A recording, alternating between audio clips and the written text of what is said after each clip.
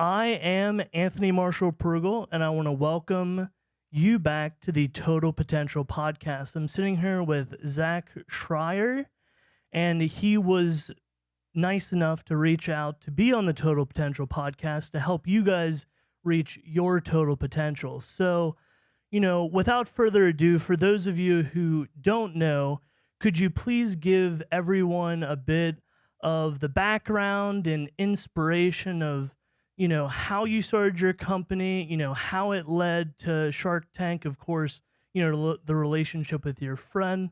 But if you could just go ahead and give everybody a, kind of the origin story of the inspiration behind what you're doing. Sure thing. So as a sixth grader, so in middle school, I was diagnosed with type 1 diabetes, and basically that just forced me to take care of my own health and bring matters into my own hands, really. Basically, as a type 1, you're responsible for effectively doing what your pancreas no longer does, which is producing insulin and distributing that insulin to meet the glucose needs based on the diet that you're taking in. So that became my problem out of nowhere, and then a few years later, one of my favorite snacks for managing diabetes is eggs because they're low carb. So it's something you can have that basically doesn't impact your sugar. And I was sort of realizing that those crispy pieces of egg white that would coat the pan were kind of like chips. And I thought, for somebody like me who has to be careful with every carb I eat, maybe this could be a snack food. And I was explaining that to my friend last night. He's like, "Oh wow, like that's such a good idea." Yeah, well, thank you. Such a good idea. A lot of people told us like they had sort of recognized that before, and they had loved those little like flaky little pieces. The light bulb went off in my head. I'm like, oh, that's right. Like all the crumbs stuff at the end. Like, wow. Exactly. Yeah. So we used that as sort of the base. Now there was a lot more work that went into it. It wasn't like we could just fry up some egg whites and then cut off those crispy pieces. Was your friend a food scientist that I've in my days of Clubhouse and stuff, I've met like food scientists and different things. So what did he have any background in food science or cooking, or like what kind of background did you guys even have to do this? Come to think of it, he did get into cooking and baking in high school, but actually that didn't input very much to what we ended up doing. Really, we're tinkerers and experimenters, and so that was really how we took this from idea to finished product. Great, and in talking from my own personal experience, having my father, being diagnosed, late in his life with type 2, obviously it's a little bit different. You handle it with pills, you handle it with, eating less sugar. That he always tells the story that he found out that he had type 2 the day after he made like a sweet potato casserole, right? And that was like the last time he could really, eat, exactly what he wants. But, and I think that's something that not a lot of people realize, from an intellectual standpoint, is that, you are affecting yourself, long-term into life with all of the micro decisions that you make now. And Absolutely. I think, unfortunately, food has become such an emotional vice for people that, there's a lot of people who don't want to be healthy, right? And aren't in a, positive position in your life, and that takes into effect. But, to give more convenience to fasting, right? That, that's something that I've been doing in my life, that I wanted to ask you about, not eating till noon, but then ultimately eating kind of whatever you want. And it's almost kind of like a calculated sacrifice, right? That's Sure. kind of the term that Krista and I have come up with. But, being a diabetic, did you end up getting like one of the pumps as well to like help, because I've dated a couple girls, that had, diabetes as well, younger. For people who don't know, could you, give the differences of type 1 to type 2? Sure. Yeah, sure thing. Actually, you raised a handful of points there, so I'll start with the last one and then return to the first. So basically, type 1 is when your immune system attacks your pancreas, or specifically the insulin-producing cells in your pancreas. And so pretty quickly, you're no longer able to produce almost any insulin. And so you're out of luck and you have to do insulin from exogenous sources. In type 2, the issue is of insufficient insulin to meet your needs. It's not that you no longer produce it. It's just that for one reason or another, you're no longer able to meet the requirements that your diet and lifestyle impose on your insulin-producing needs. So I guess in short, there's really a couple reasons for that. One is a lack of insulin sensitivity. So the more insulin you do over the course of your life, the less sensitive you'll end up being to it. So eat a lot of carbs, and now basically you're reducing your insulin sensitivity, and you might end up having to address that as prediabetes or type 2 diabetes. Yeah, exactly. And I think obviously type 1 affects more younger people, would you say? And obviously type 2 affects older folks that, haven't, been, in the right diet. And, I think it's, really a matter of, making the dieting process like easier. And it's not even a diet, it's a lifestyle. That's what we try to preach, with Krista's podcast that I produce, is that, it's really more or less like a 360 lifestyle. And you've got Christmases, you've got Thanksgivings, you've got birthdays, you've got nights out. It's like from a cultural standpoint, it's almost like society isn't built, for a healthy lifestyle, and you've got, all of these different, stores and, your parents don't want to cook, so then they just bring you home food, and then it's free, so you take it.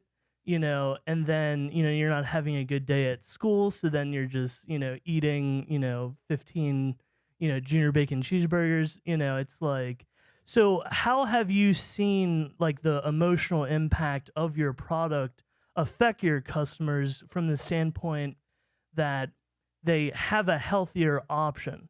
That I'm sure that there are, several stories, particular stories like of course your own, being able to, what did you say, that it replaces the need to even give yourself a shot, right? By eating the chips, right?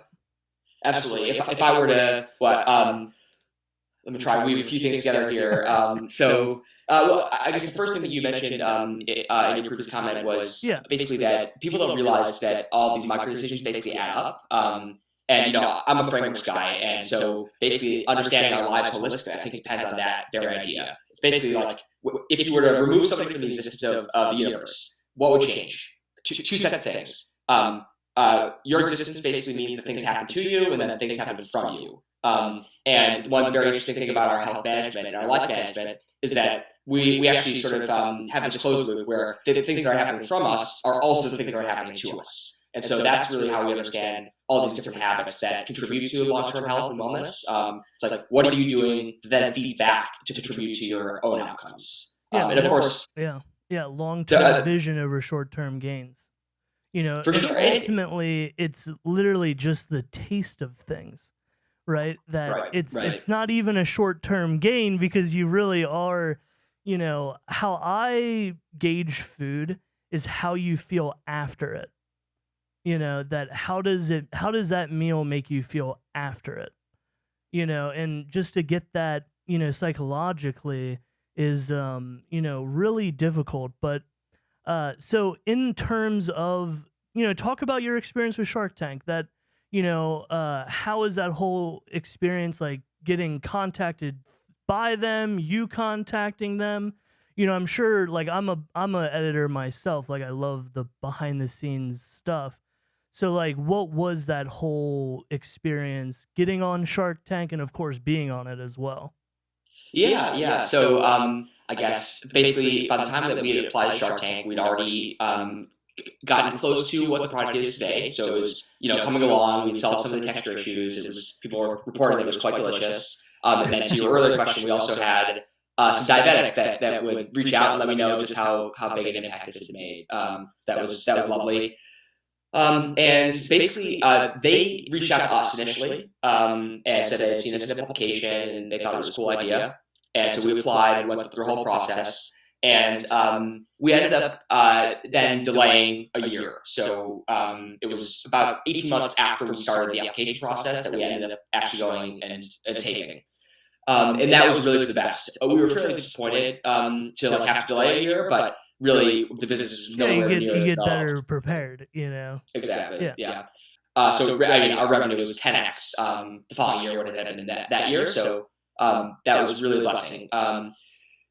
And basically, we were quarantining because of COVID and spent over a week cooped up in a room. And so we watched the show incessantly, and we had like mentors call us and grill us and pretend to be Mr. Wonderful, and make royalty offers and things like that.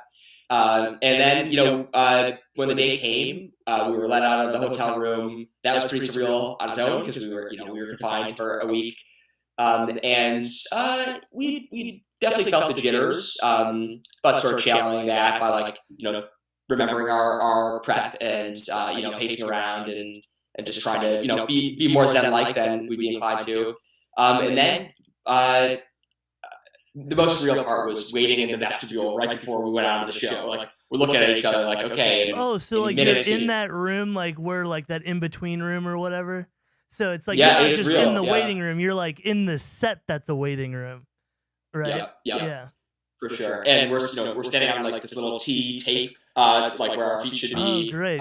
See, this is the stuff that people want to hear. Like this is like the interesting like behind the scenes stuff. And obviously I'll clip this up, but that is, and were they using like steady cam rigs, like with like individual people like walking around? Like what was kind of like, or was it like cameras in the sky, like, looking down and you didn't even see the cameras?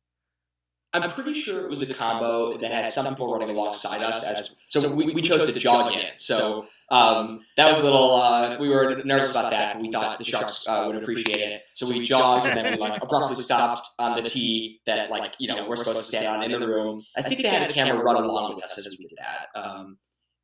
But then there were cameras in the sky. It was a full set. It was cool. Yeah, that's great. So, and was that probably your first experience like being featured at that level? Because I know you've been featured on like different local, like, are you from Chicago? That it was like some like local Chicago news outlet that I saw you on.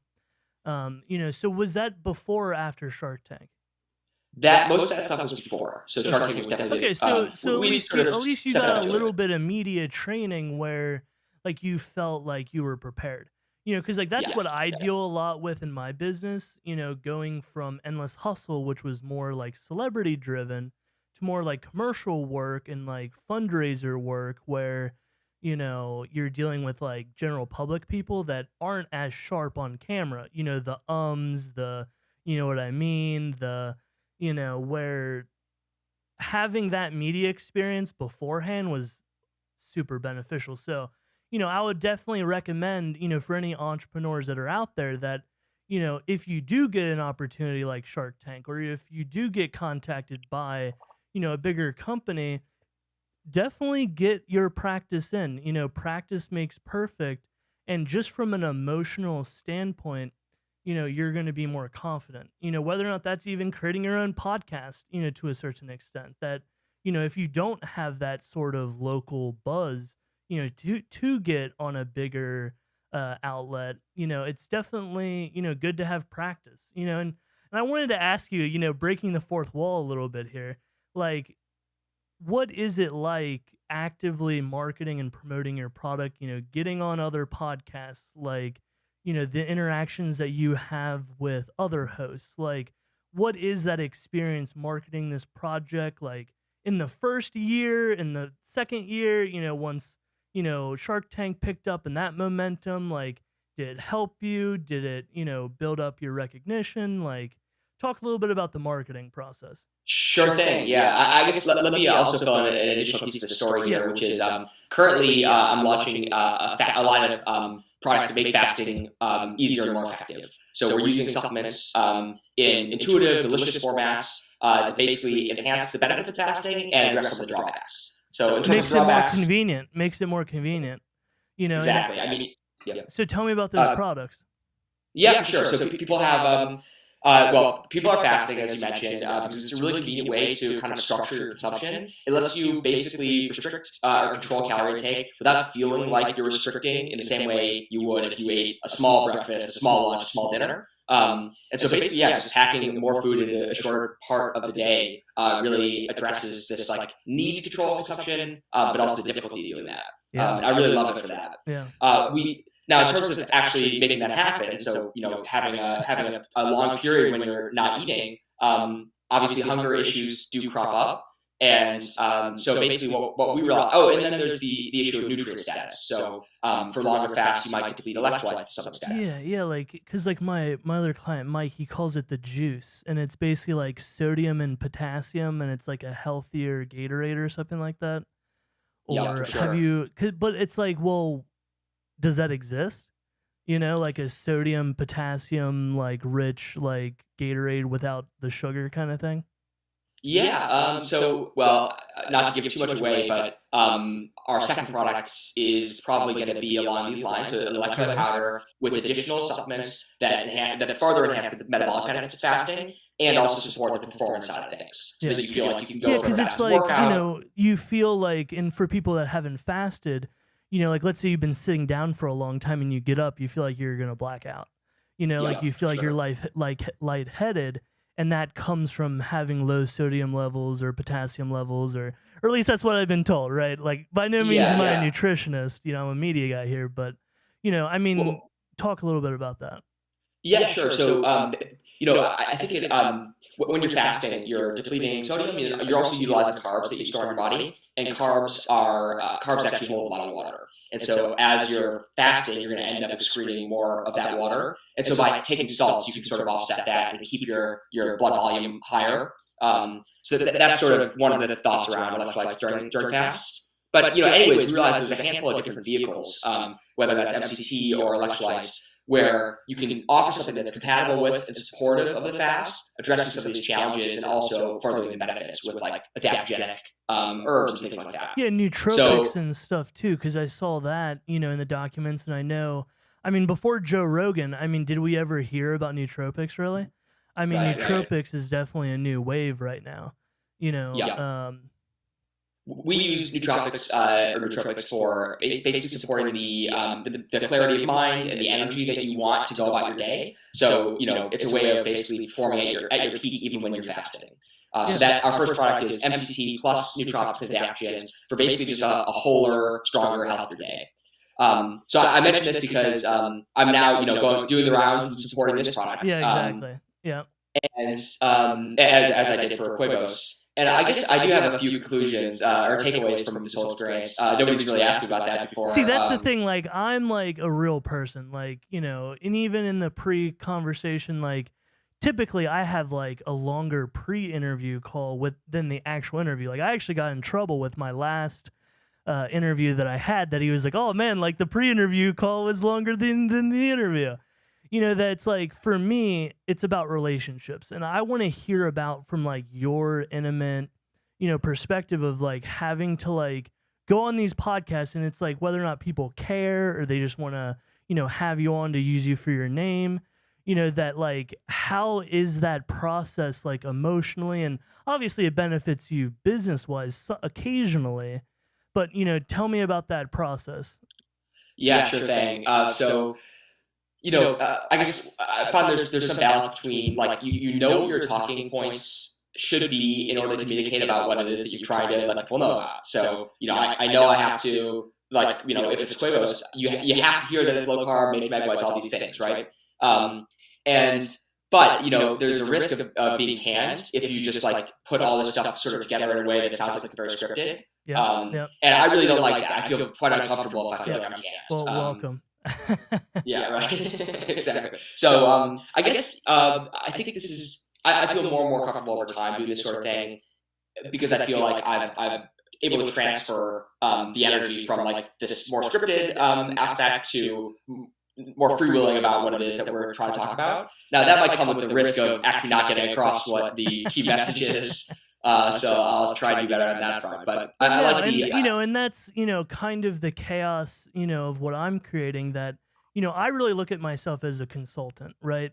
And that whether or not it's helping you promote your product, or helping people learn that are listening from it, and that I want to create something that I would listen to, right? And hey, like it's all over the place, you know, and I can't claim like, oh, I'm a comedian. I can say whatever I want to say. By no means. But like I really feel like the emotional connection that you have with an audience is so much stronger when you make mistakes, because in those mistakes are the kernels of that loyalty and that love from that consumer, because ultimately they're not buying your chips, they're buying you.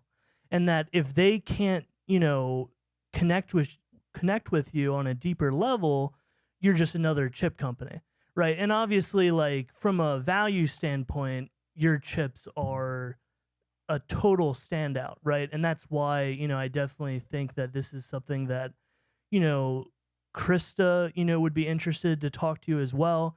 You know, Krista's got 30,000 on IG, you know, as well as, you know, thousands of followers on Spotify and stuff for, you know, her podcast. So, you know, I have a lot of fitness minded clients that I produce podcasts with that would love to feature your product or, you know, interview you as well. So that's definitely something, you know, more of a long term goal of mine. But, you know, talk about that a little bit. Like, I know you have, you know, these short term, you know, projects and products that you're working on. Let's talk about long term, right? And what I always like to ask to like start off this is I want you to tell me an unattainable goal that you have, right? A seemingly unattainable goal. And you could be cocky, you could say, be like, oh, well, you know, and people say like, oh, well, no goal is like unattainable. But like, you know, truthfully, like what is your Mars? And if you hit the moon, you're cool with that. But like, what would be your most unattainable long-term goal? Yeah, sure. Well, maybe I'll even be a little cockier than I think this is actually attainable. But it sounds to most people like it's Yeah, not. exactly.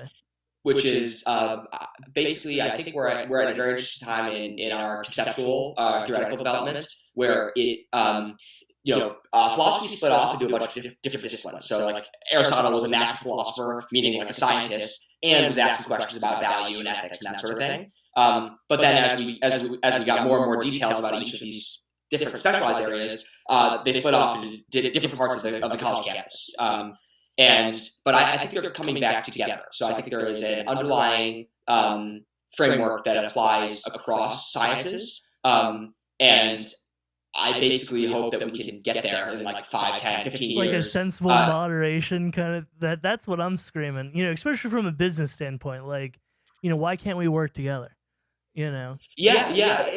I guess I'm not even recruiting the cooperation of existing academics. It's more like I think there is a subset of academics. Yeah. Create like a, you know, I don't want to say a new like a new, like, it's almost like instead of like playing their game, take the ball, go home and create your own game. You know, rather than like, you know, hating the current infrastructure, create your own infrastructure. You know, and it's like, sure. you know, and obviously, you know, to build like, you know, a community that really supports that. So I guess your unattainable goal wasn't like a business goal of like, you know, oh yeah, you know, Lay's is gonna buy us out in 5 years, you know, 10 years, right. You know, like it's more of a cultural, societal goal. I mean, I guess that's right. It's somewhat unattainable because it's like that like depends on like everybody like being sensible. You know? Well, actually, what I've got in mind is something that actually doesn't even require any buy-in. It can be true on its own merits without anybody necessarily, having to change their behavior. Yeah. So, basically, it's like, people think of theories of everything in terms of unifying, like gravity and quantum theory. Yeah. So they think of like the physical forces and understanding how those cooperate together to create our universe. I guess the sort of thing I'm talking about is is a sort of theory of everything, but that meets us where we're at. So it takes physics and biochemistry and biology, and then is basically able to identify or locate ourselves and what we're doing right now. And also, so let me put it this way: it's like somehow over time the past has or the present has continued to yield to the future. So Okay. the present knows how to let's generate the be future. let's like stop being PC about it. Like eventually, like older people are gonna pass away, and then our culture is gonna prevail. I mean, that's like the simplistic, version of it. So I guess from that standpoint, you're right that eventually we're just gonna realize like preservatives and everything that I mean everything has cancer in it basically. I mean, when you look at that, like cancer CA or whatever, like, oh, in California, they say this contains cancer. It's like, well, that's everything, Right, And yeah. like Joe Rogan talks about like Eskimos up in Alaska and that they just straight up lived on like whale blubber, like just all fats. And then the moment they tasted sugar, everybody got cancer like immediately. It's like, um, it's just what we've been taught, and from my experience with the hip hop industry, I remember driving with an artist and it was like, lunchtime and I was like, dude, I got a break. Like we were shooting a vlog for an artist and I was like, dude, I got a break. Like I need to eat. And he's like, what do you mean you need to eat? And I'm like, yeah, dude, like 3 meals a day. Like what are you talking about?